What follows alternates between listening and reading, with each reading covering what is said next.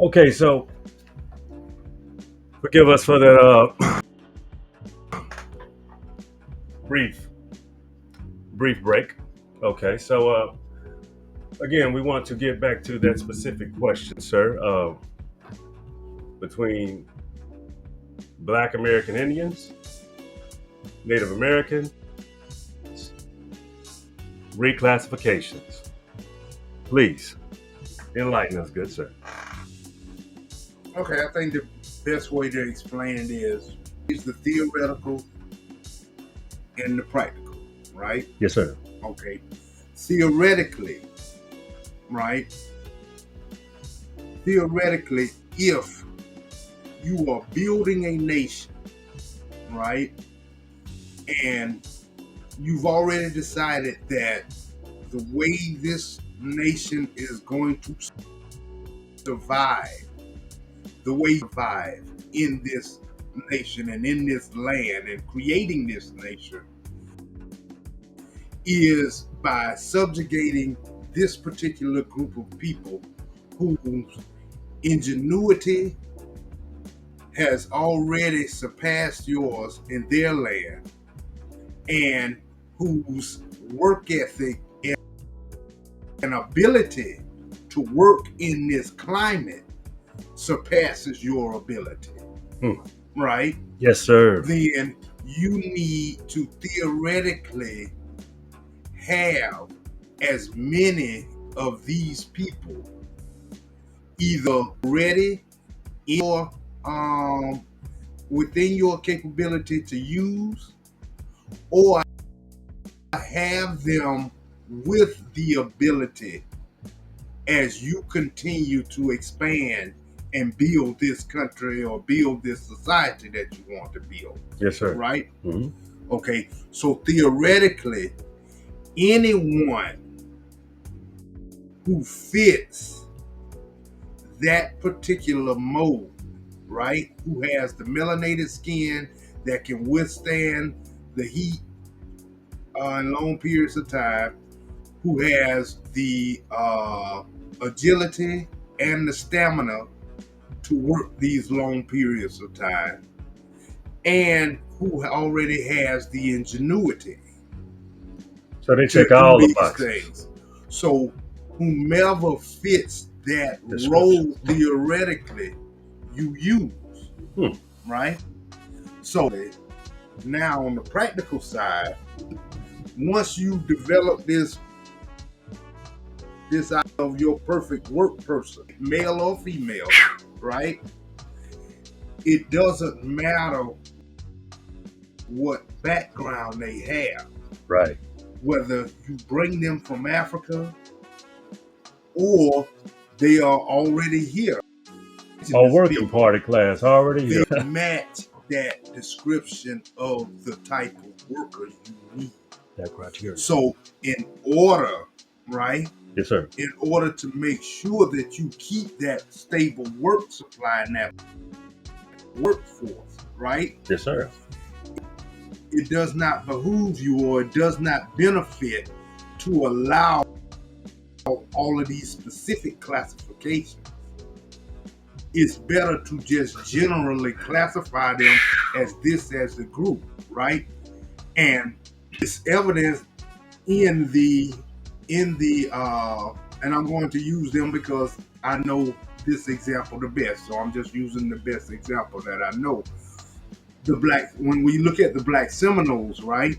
You had indigenous blacks, you had these Africans, then you also had these Gullah people who hybrids, but already had adapted part of plantation culture and society within their culture. So the best way is to quote unquote reclassify them so that it doesn't matter if you're indigenous. It doesn't matter. Just like during the Second Seminole War, Negro War, they didn't make the distinction, oh, you just ran away 2 years ago. Oh, your grandfather ran away. Your great grandmother ran away. doesn't matter. You all fit this type Description. and what we need for work. And that's all that counts. We don't care that you have intermingled with the native.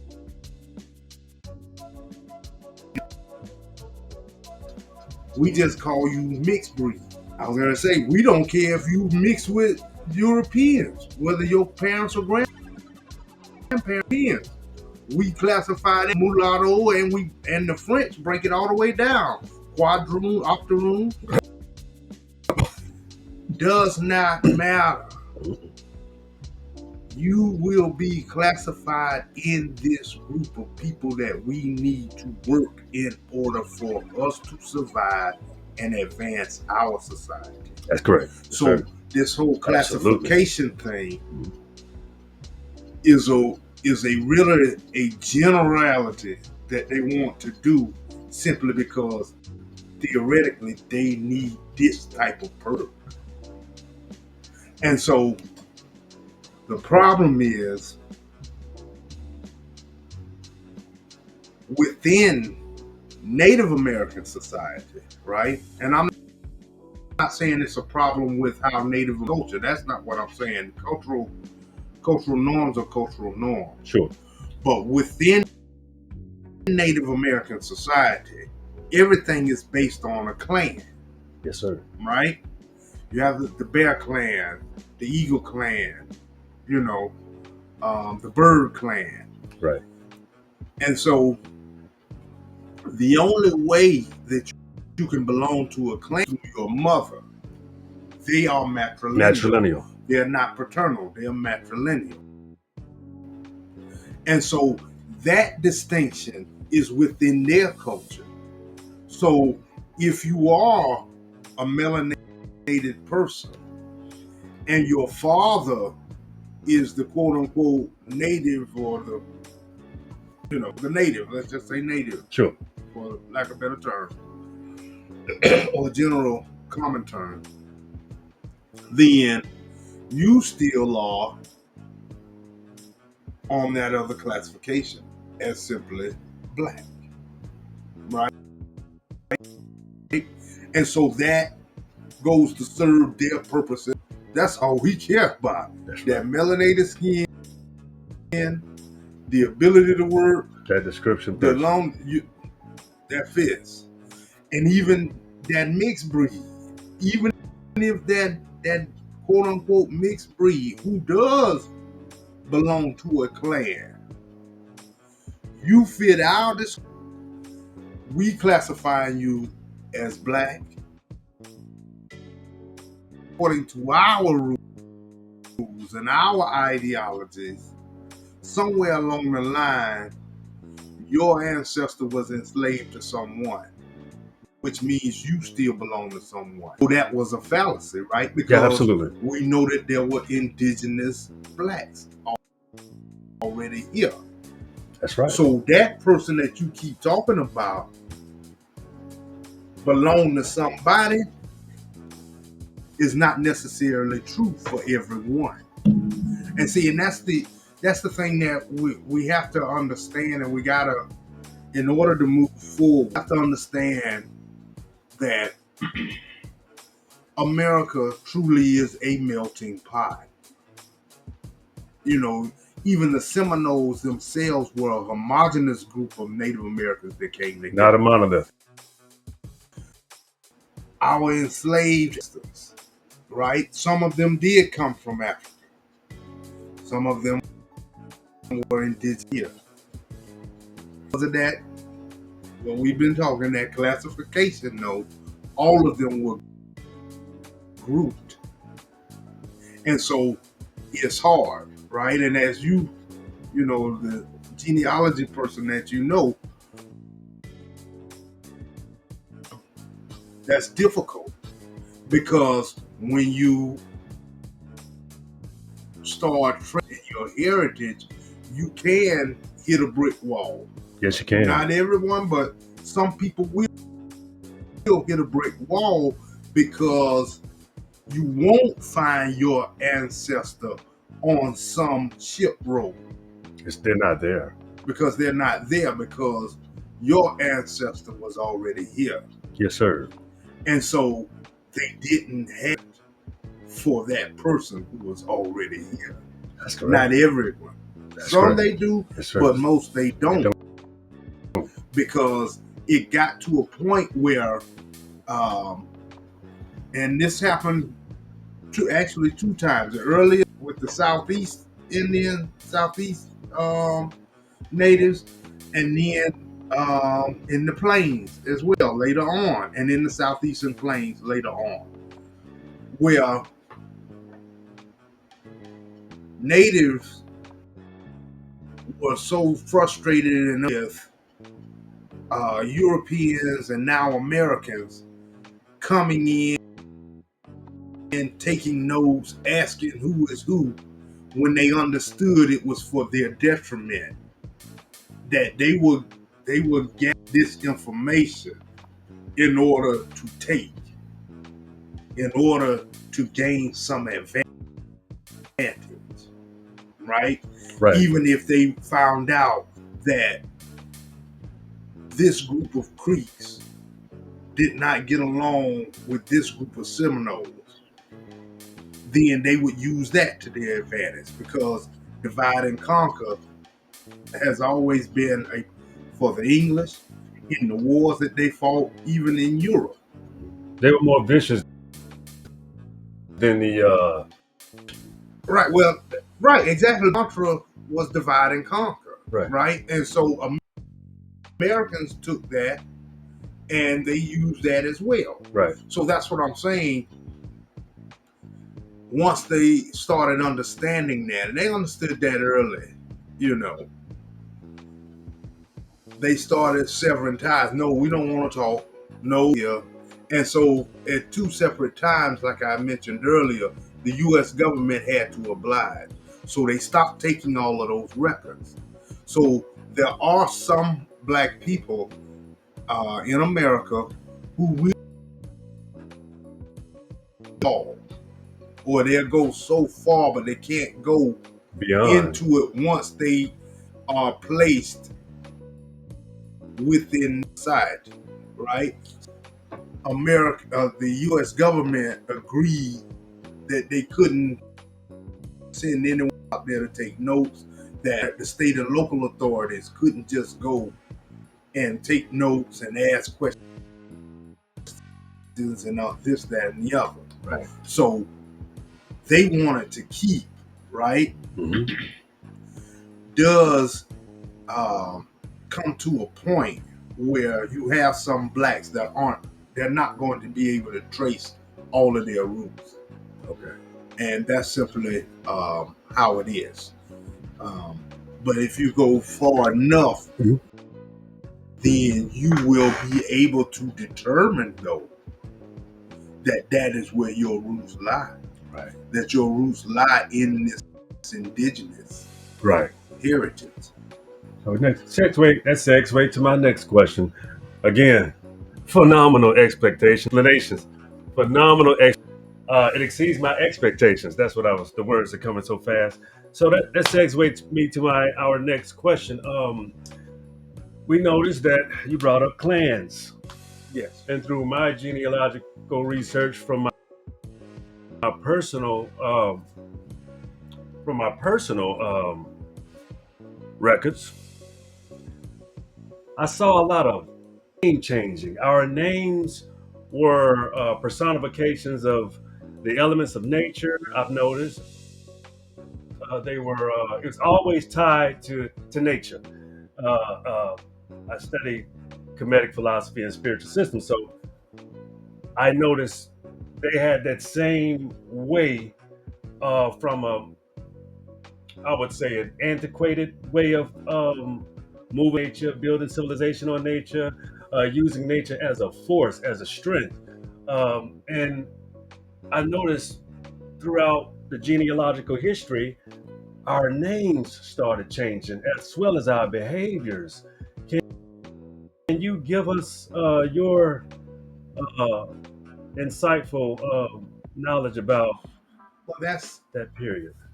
Okay, that is the external factors, right, of culture and society being placed on someone personally, right?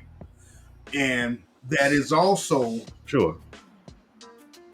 what we can consider as an Imposing your evolution. will. Well, not always imposing, Sure. Okay. not always Sure. imposing, but because of the development of this land toward the society that we're going now, right? Yes, sir. And even predating that, the development of other, right? Sure. Because it's not just imposing wheels. We understand that even prior, right? Right. Even prior to um, European societies coming, Spanish, English, French, and then English, of course, developing into American, right?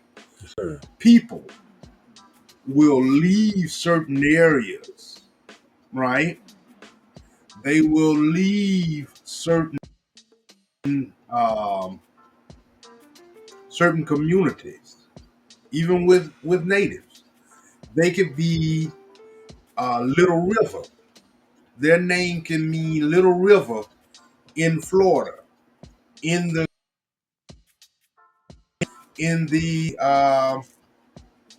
Yuchi community. I'm just as an example, Yes, sir. right? Absolutely. In the Yuchi community, they're Yuchi Little River, right? Yes, sir.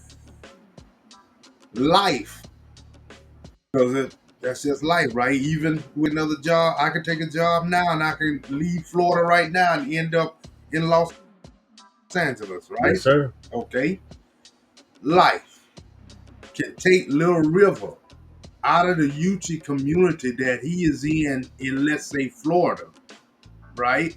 Or right there on the Georgia-Florida line. Yes, sir. And he can end up out in North Alabama and he can begin to intermingle the Amalgamate. Creek. Gotcha. He may do something, right? He may save a child's life, or he may get bitten by two alligators and still survive. He will be given another name with the Creeks. Perfect. You see, so Yes, sir. that's what I'm saying. It's not just one group imposing will. That's just Right. that's life. I'm Anthony. I'm some places. I'm Dr. Anthony Dixon. Anthony, I go 100 miles down the road to my hometown in Fort Valley. Yes, sir. That's Tony.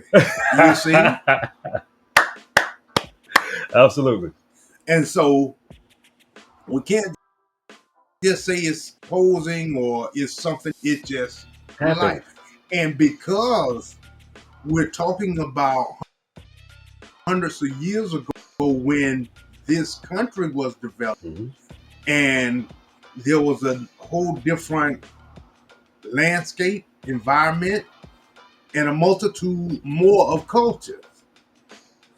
People going into these different cultures and into these different What societies they like. could adapt and they could take on another name. Right. And it could be by choice, right?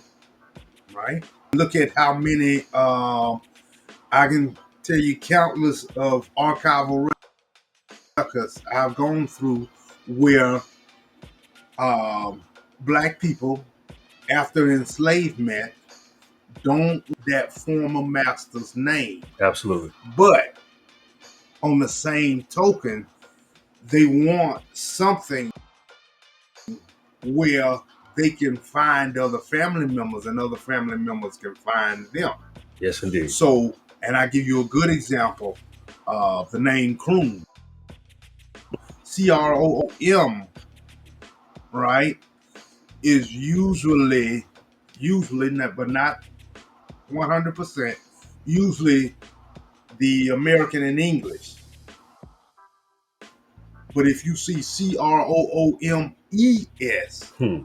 that's usually not 100%, but that's usually the black family who don't want the Crooms name, but they stay Crooms so other family members back in Georgia, South Carolina, Tennessee, Texas, North Carolina, South Carolina. still Indeed. we can Gotcha. still remain family intact. Family knows us. So that's what I'm saying. The names changing could be a positive thing and a positive could be forced as well. Of course, um, names like Juba um, were within the quarters, and Juba was accepted up probably. It was popular and a popular black man's name up until I would say around the early 1800s, and then you start seeing um, the name Juba being mentioned less because as as blacks go into larger American society and in plantation society as it grows, you know, Juba being looked at differently. That's too native. That's too African. That's too indigenous. Your name no longer Juba. Your name James. There you have it. So next question. Again, wonderful, wonderful explanation. I can actually identify and coincide with that simply because I see that extremely proeminent in my own genealogical studies. As a matter of fact, it's extremely common. I can tell you some of my surnames are like Purifoy or Hale, or I mean, those are two proeminent. There, we got Carpenter, Smith. So I even noticed or found within my genealogical studies that those names that they gave them were actual titles that they did or Yeah, they learned from. You can please expound. that's what I'm saying. It's the same thing, Yes, right? sir. Yes, sir. Is if that Native American goes to the creek, gets bit by the alligator Yeah. twice, survives, he gets that new name. Yes, sir. And he's a good blacksmith. Last name end up Smith. being Smith. There it is. And then there's going, like I said earlier, going into culture, right? Mm-hmm. We understand that those blacks who absconded, escape and go, they take these Spanish or Mexican names. So it's no different across the board in America, basically. And it was, and we had in Nacimiento, in Mm-hmm. the Black Seminole community Yes, in sir. Nacimiento, I was recently shown of people who had their American name and they had their Spanish. Beautiful. That's wonderful coverage. We brought that point home because we can also go into this next question about us. This Okay. is I'm gonna love your response. With understanding the dichotomy of this. So we're gonna the next question. I want you to give us a little rundown on why we lost our indigenous spiritual systems, adopted either a Christian uh, English mindset, or either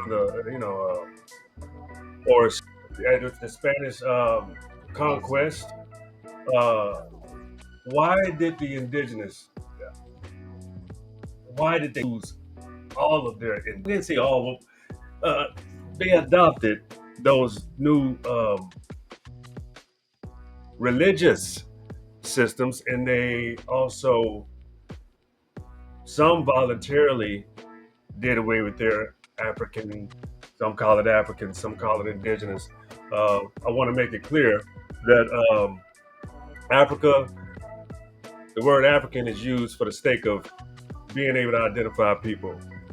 Uh, a lot of these spiritual systems, again, were indigenous homelands throughout history. So, what would make a people give up thousands of years of spirituality and adopt a religious system from foreigners? Please explain. Okay.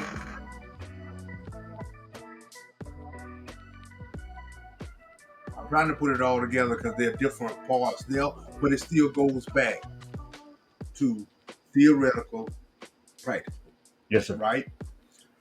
Theoretically, right? When you look at Christianity, Uh-huh. when you look at Catholicism, right? The particularly the WASP and your older Catholicism, right?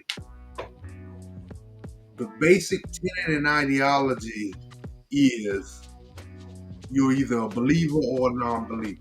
Right. Meaning Jesus or no way. Mary, Catholicism, no other way.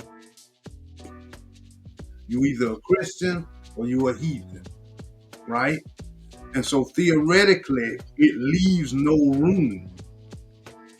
Even though we saw the Methodists try to make that, and that's a whole nother rabbit hole. I won't go down that one about it because we'll be here for a little while and I'd have to come all the way back. So I won't do that. Understood. But theoretically, you have a religion that is so staunch that says either this way or no way, right? You either believe Jesus died on the cross and came back in 3 days, or you are a non-believer. It's a hot place for you, right? Absolutely. Okay. That's the theoretical that has been enforced both psychologically as well as physically Yes, sir. on people. Mhm. And it forced people to change their belief system by this theoretical way and psychologically, or by force, right? Removing deities or any symbols or anything else that ties you to a Right. Okay, so that's the practical part of it. That people, right, Yes, sir. had a choice. My survival is now directly tied to this belief system. And this is not the same thing, right? When we look at the trans-Saharan slave trade, right? Mhm. According to the trans-Saharan slave trade, and the oldest records that we find with that is that when they enslaved a person, whether it was African or they enslaved a person in India, wherever, right? That person accepted, right? Accepted Islam. Then, and it took 7 years to become a full, because you had to recite the Quran and all of that good stuff. Mhm. But at the end of the 7 years, a Muslim could not enslave another Muslim. That's so right. They had to let them go. That's right. Right? And Yes, then sir. not only did they have to let them go, they had to help them get right. Provide Okay. restitution. Well, I don't know about this new life in the brotherhood or in the religion, Yes, right? sir. Mm-hmm. And so people would take this route as a survival, right? Okay, I go work for you. We call it enslaved, but I'm really funny how they would call that enslavement.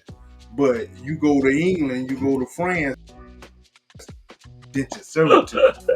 I love it. But it's the same thing, right? Yes, sir. I go work for you for 7 years. I work, and now it's better life after. But also, so I accept that, yes, sir. right? Yes, you So are that's correct. what I'm saying. People, Mhm. some people are forced. Some people accept it as a way of survival. Now, here's one thing, and before you say what you're about to say, No problem. No problem. we in again Spanish records, Mhm. right? The Spanish Mhm. learned the natives, particularly in La Florida, and you got to understand this: La Florida at one time went from Miami all the way to Nova Scotia, and from Miami all the way to Southern California. All of that was considered La Florida. Of course, from Miami to the Mississippi River, and then it got cut all the way to where, right? And so what they did was they divided, particularly in what we know as Florida today, right? They divided them between what they call the freshwater natives. Mm. So those who live by the ocean, Mhm. right? They would then go to all of them, Mhm. right?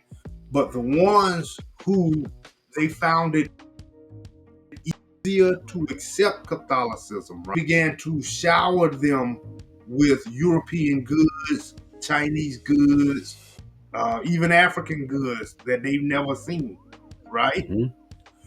And so for those though that didn't accept Catholicism, they would shun them. They would burn their crops, make it even harder on them. Mhm. So it was like Catholicism, Mary is the way.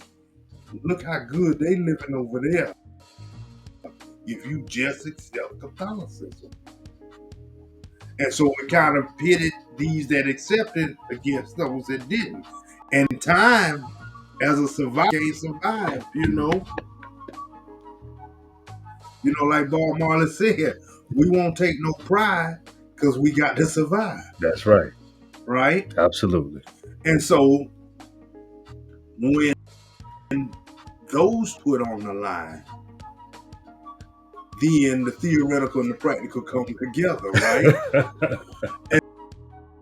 And so what we also have to understand, right, is that in time, human nature, people accept, you know, That's fact. and let's call it like it is. Mhm. People who were Black Panthers Got corporate on, jobs and now Republican and Republican.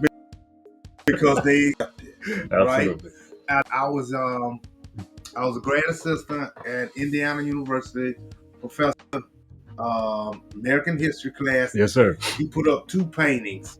It was a painting of an older Native American dressed as a European in the day, 1800, and then there was a younger dressed in his native. Mhm. And he was just talking. He was like, and I don't know why.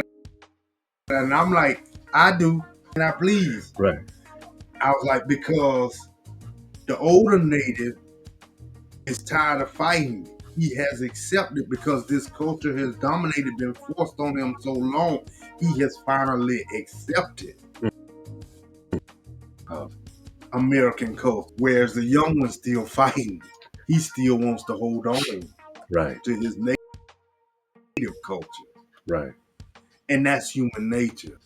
And we, when we mature and get older, our ideas change, right? Absolutely. And that's just human nature. So um, that is normally how we can see it in totality of how people have moved and changed, and how this ideas of Catholicism and Christianity have set in uh, such that it has become the dominant and the norm against people who have had, historically other belief systems. So okay. This takes us to our last question. Slash exchange. This has been phenomenal, guys. Um, Dr. Anthony had been waiting on this. So we decided to link together and give you guys some fundamental, thorough understanding, history, and some lessons. And also, due to the fact that this is the Will Is podcast, we wanted to make sure we give you some takeaways and solutions. So the next question, um, this phenomenal history that we share, that we have, that it belongs to all of America, all over the world. We shared. So the next question is, how impactful? I guess it's not the question of how impactful.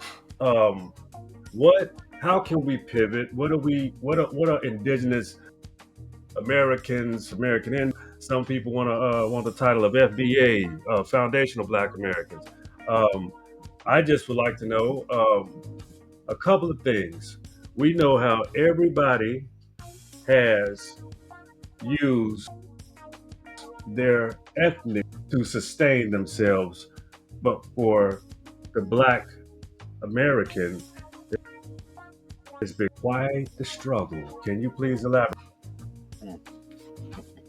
You did say the best for last. I said you did say the best for last. I see.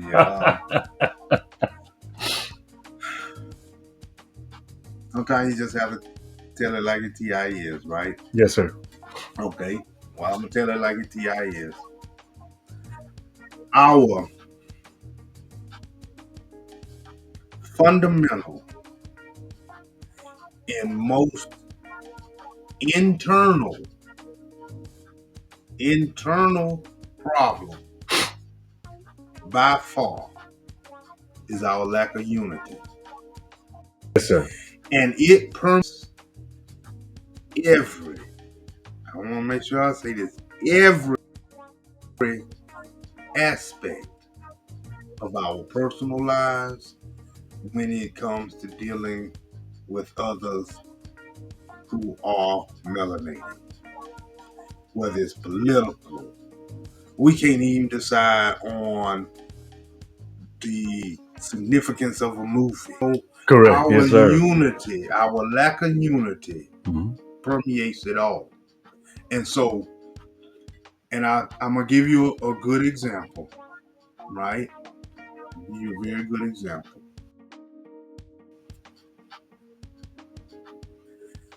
When you go to Europe, right? Yes, sir. You got German, you got French, you got English, you got Norwegian, right? And in Europe, they make all the distinctions, right? But outside, right, they will come together as Europeans, and then they will come together as white, right? That's a fact. And when it comes down to it, they will put that Norwegian flag, so to speak, in their pocket and be white when going to do the best for them in the long run and for everyone that looks like them and believe in the things that Mhm. the fact, right, that Black people have to decide, right? Are we going to say we are Black? Or are we going to say we're melanated people? Doesn't matter.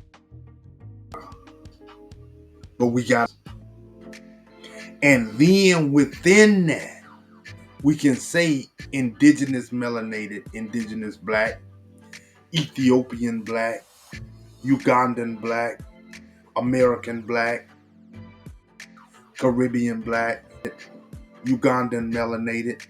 Either one we want to choose, we got to choose one. And then within that, within us, just like we go places, right? And I just left DC, right? Yes, sir. And as soon as they heard me talk, oh, where you from? I was like, born and raised in Georgia, Florida. Boom. That's it. You still black, but I'm a Georgia, Florida boy. Straight up. And that's fine. And we in the community. Absolutely. Right? Mm-hmm. I can go to Texas and do the same thing. I'm a Georgia, Florida boy. They're going to love it. I can go to LA. Love it. Same thing. Straight up. Right? We have to also get to that level of unity where we accept the fact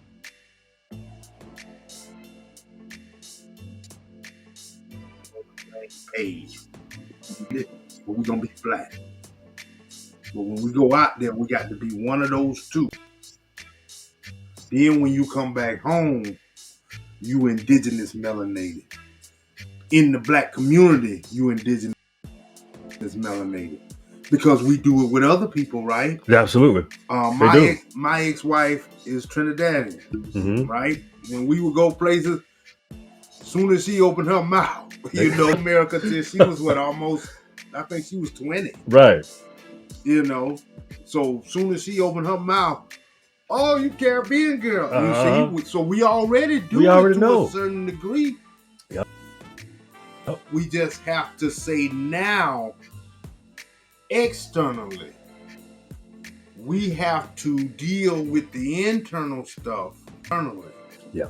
But externally, we have to keep that unity. Absolutely. What is best for all black people moving forward? Because we all know English, right? English culture is based on individualism. Absolutely. That's a fact.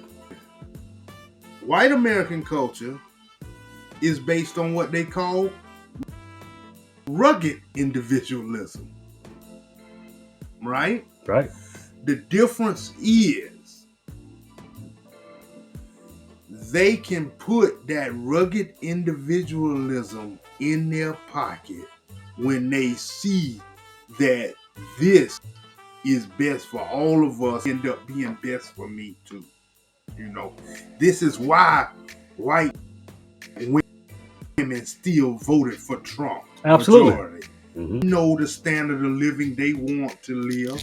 But they ain't giving They know the value, that ideology for them personally, and they know Trump will keep it for them. Absolutely. And he will do his best to keep it for them. Absolutely. Mm-hmm. And so Trump also represents a lot of misogynist stuff. He's still, in the end, the lifestyle I want to live, the level of comfortability, me not having to work as hard as these other people's is where I want. And the proof is in the pudding. Absolutely. When we look at affirmative action, right? In affirmative action, we know. When we look at women, statistically, we're not talking about what we heard, what we feel. We're talking about what we statistically. Mm-hmm. Black women, African American women, Afro-Caribbean women have far exceeded white women and any other group of women educational wise, more degrees, certificates, advanced degrees, absolutely, doctorate, masters. However, women still outdo every other group of women in terms of advancement in the job, right? Which means they still know that they get that advantage. All right. I will vote for Trump. That's right. Because even though he did all this other stuff and he done internally, I got real problems. But externally, he's gonna make sure that I get that job over her no matter how many degrees she got. Point blank and period. And I got to vote for you for that. That's right. It's called a privilege. And that's what I'm saying. That's the internal things that they deal with internally. Mm-hmm. Because see, they don't like to put their city council, they'll put Chicago City Council On blast. they'll Memphis, Atlanta. Mm-hmm. You won't see the Iowa. cities in Iowa and Idaho in their city council. Facts. And how bad they argue and go at it and even physically fight. Jump on each other's necks. They won't show that. Or because they'll fight internally. Oh yeah. They bring no fire together like Booker T said, yep. Right? Yes, sir. They do that. Yep. We have to realize that we. Thank you. If you want to be indigenous black, if you are, not want to be. If you are melanated indigenous black, we in the community will recognize, understand that, and even respect that. But don't go vote for this white man that's gonna hurt all the blacks because he says, yeah, I recognize that too. No. Let us deal with that internally. Thank you. Yes, sir. Yes, sir. Externally, we got to keep this solid front. Mm-hmm. And that's where we are. That's phenomenal. It's our lack of unity. Yes, sir. That was a great explanation. That was I hope y'all found the solution in that, because the solution was written through it from the first time he started talking. We're gonna do a part 2. I think y'all got enough information right now from this phenomenal show. I hope this has been extremely educational. I want you to look this brother up, Dr. Anthony Dixon. I want you to please tell them, how to reach you, how to get in contact with you. We're gonna Dr. Dixon and I are gonna put some books together at the end. It's gonna be some that you haven't seen. It's gonna be some that's gonna correlate with the show, so you can educate yourself inside out. Once again, this is the We Podcast, ladies and gentlemen. We will post those books, but before we go, I want Anthony to give his information. All right, so here we go. All right, I can be reached at profaedixon.com. That's Monica, rather, for my social media. My email, I accept emails as well. Professor A.E. Dixon at Yahoo. My Gmail is getting a little loaded, so let's go to the Yahoo, or you can use the email that's on the website, inquiries at profaedixon.com. But I try my best to answer them all. All right, so there you have it. The Wheel is Podcast. Signing out. Once again, remember, the wheel is yours.